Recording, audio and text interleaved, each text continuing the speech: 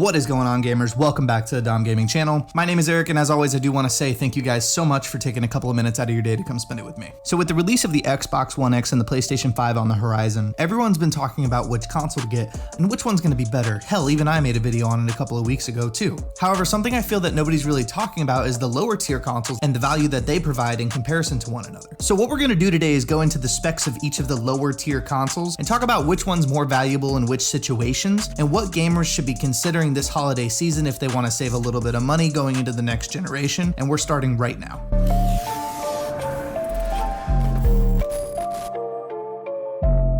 So before we go ahead and get into the value of each console or the value proposition that each company's laid in front of us, let's quickly go over the specifications, similarities, and differences between the two consoles. I do want to go ahead and talk about the similarities first because there's not that many of them, but there were three keynotes that I could find whenever I was looking at the consoles, and that's number one, obviously the price is going to be cheaper on both of them, the Xbox being the cheaper one of the two, the fact that both of them are going for a frame rate of anywhere between 60 and 120 frames per second, however the Xbox does downgrade the resolution, something we will talk about, and then that neither one of them are going to have a disc tray, so if you have previous games from older generations, you will not be able to play them on these consoles. But I will tell you from my own experience, I personally haven't bought a disc game since probably 2015 when Halo 5 came out. So now we're gonna go ahead and pull up the specs, because to talk about the differences is to actually look at the specs, because pretty much it's different all across the board. So to start off, the CPU, the clock speed is a little bit faster on the Xbox Series S, but honestly, it's not gonna make a difference whenever you look at all these other things, because there's a 6 teraflop difference between the two consoles. So hands down, you are going to get better graphics on a PlayStation 5 digital. You're also going to get faster load times on a PlayStation 5 digital because the RAM is better. We got 16 gigs versus 10 gigs. The storage, I can be okay with that because at the end of the day, if you spend $100 on an external drive, you can go ahead and get 1 terabyte of storage. So I'm not really worried about the 300 gigabyte difference between these two because the Xbox is $100 less. The resolution, like I mentioned before, is a little bit different on the Xbox. They are going for a 1440p at 60 FPS to 120 FPS versus PlayStation doing 4K. So that's another thing. If you are looking for the best looking graphics, you might need to lean the PlayStation side, but we're going to talk about that in a second. The controllers obviously are different,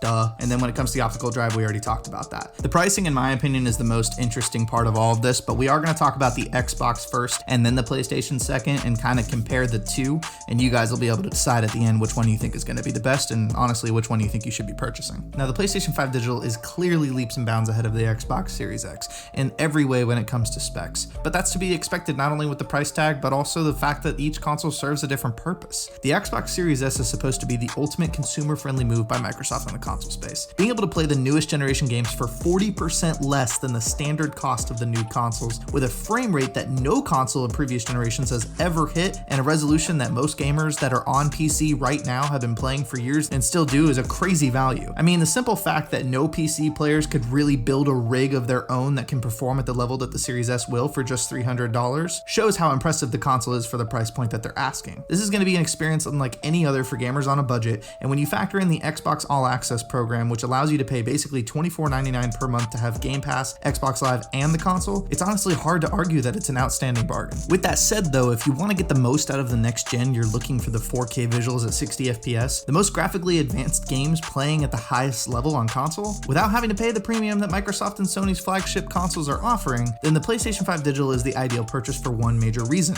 The only real thing that's missing between the standard PS5 and this version is the lack of a disc tray. In today's market, most of us are gaming digitally anyways, so saving $100 on a console and reinvesting that money into 1 to 2 more games at launch can be a huge deal for a lot of people. Personally, I don't see any reason why any fan of PlayStation would be getting the standard PS5 unless they truly dislike digital-only purchases. However, in 2020, we've become pretty accustomed to it overall, and quite frankly, the savings outweigh the lack of a disc tray, at least for me. So which one should you buy? Which one's more worth your money? At the end of the day, it's a choice that you have to make for yourself based on what games you play, based on what matters most to you, and more importantly, how you want to spend your money versus what you're going to be buying. $300 for a next generation console is an outstanding deal, but to only spend an extra $100 and gain so much from the PlayStation 5 digital is also just as incredible. And considering from my own knowledge, there is not that many PC builds that can compete with either of these options for those prices. For gamers on a budget, these two consoles are going to be outstanding deals. So with that that, I'm gonna go ahead and pass it back to you guys. Comment below with which console you think is more valuable, which one you think is gonna be better suited for you, and more importantly, if you guys did enjoy the video, be sure to drop a like on it so we can get more people involved in the conversation, because if you didn't know, dropping a like actually pushes this video out further into the YouTube algorithm and just leads to overall more growth on the channel, which I genuinely appreciate. We're so close to 200 subscribers, so I really hope you guys are willing to join me on this journey. It's been a great time so far, and I can't wait to see how we continue to grow together. If you do want to continue the conversation over on Twitch, you guys know where to find me. I stream every Monday, Wednesday, and Friday starting around 8 p.m. Eastern. And again, as always, gamers,